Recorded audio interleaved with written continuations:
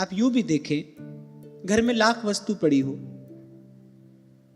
वस्तु पड़ी है, वस्तु है, अब भगवान तो मांगते नहीं, लेकिन वही वस्तु आप स्वयं जाकर प्रभु के चरणों में निवेदन कर दो, वो आपको प्रसाद बनाकर लौटा देते हैं। आपके पास है, वो तो नहीं मांग रहे, हाँ वही वस्तु आपने जाकर निवेदन कर दी तो प्रभु ने उसके सब गुण दोष हर लिए, उसको प्रसाद बनाकर आपको दे दिया। ऐसे ही आप अपने आप को भी देखो, अब वो मांगने तो आएंगे नहीं।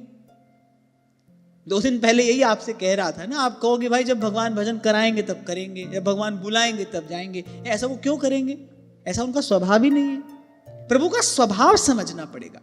पहली बार चलकर नहीं आएंगे, वो पहला कदम आपको बढ़ाना है, और वही बड़ा कठिन है, क्योंकि जिसके लिए बढ़ाना है वो आंख से दिखाई नहीं पड़ रहा, कान से सुनाई नहीं पड़ रहा। सुनी सुनाई बात है, संतों से सुना है, जिसके लिए पहला कदम बढ़ाना है सब छोड़कर, वो आंख से दिखाई नहीं पड़ रहा, कान से सुनाई नहीं पड़ रहा, कभी छूकर देखा नहीं, कभी महसूस नहीं किया उसको, उसके लिए पहला कदम बढ़ाना है। और यही सबसे बड़ी बाजी है जो भक्त खेल जाता है। तभी कहने वाला कहता है, लगन तुमसे लगा बैठे, अब जो होगा देखा जाएगा। अब तो भाई जो हमने करना था सो कर दिया, अब तो हृदय आपको निवेदन कर दिया। बड़ी बात थी, जो विष लाने वाली है वो स्वयं कह रही है ये विष है, भुलावे में नहीं पिया था। कहीं कोई ये सोचे, क्योंकि राणा जी ने तो चरणामृत कहकर भिजवाया था। कोई सोचे कि मीरा जी ने चरणामृत के भुलावे में पी लिया, ना ना, वो जैसे ही पात्र अपने मुख से लगाने लगी, उदाबाई का भी हृदय कांप गया कि कैसी निर्मल निश्चल जीवात्मा को मैं सता रही हूं, मैं भगवान की ऐसी भक्ता को सता रही हूं, इस कुल का कैसे हित होगा। तब उदा को चेत आया कि मुझे राणा जी को जाकर समझाना चाहिए कि वो क्यों इस उपक्रम में लगे हैं।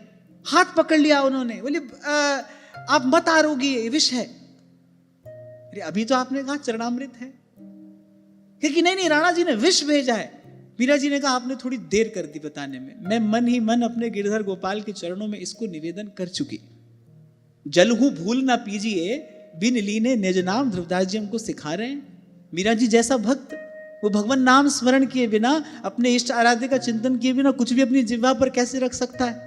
कि अब तो मैंने अपने गिरधर गोपाल के चरणों में निवेदन कर दिया, और आपने कहा विष है, होने दो, ये शरीर तो यूं भी जाना है, कम से कम प्रेम भक्ति का निर्वाह करते हुए तो जाए।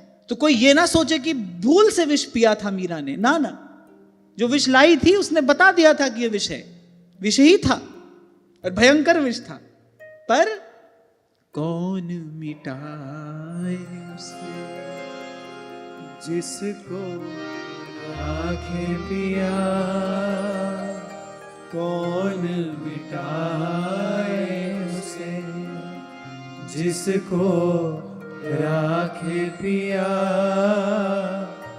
सब दुख दूर हुए जब तेरा नाम लिया। और मुझे तो लगता है भाई, ये जीवन की भेंट, जीवन धन के चरणों में निवेदन करने का अवसर भी किसी बड़भागी को ही मिलता है। बरसों से हम कह रहे हैं, सुनने वाले सुन रहे हैं, कोई बड़भागी तो होता है ना भाई, जिसके जीवन में एक क्षण आता है कि ये जीवन धन के चरणों में समर्पित करने का अवसर मिल जाए, ये जीवन धन पर न्यौछावर करने का सौभाग्य सुयोग बन जाए। ये अवसर कितनों को प्राप्त होता है। पर मैं ये बात कह रहा था कि ठीक है, दूर से देखोगे तो लगेगा कितना कष्टों से भरा रहा जीवन। कल भी मैं कह रहा था, लोग पूछते हैं भगवान के भक्तों को इतना कष्ट क्यों मिलता है। अरे भगवान के भक्तों से जाकर पूछो, उनको कोई कष्ट नहीं, उनके भगवान के होते उनको कोई कष्ट नहीं है।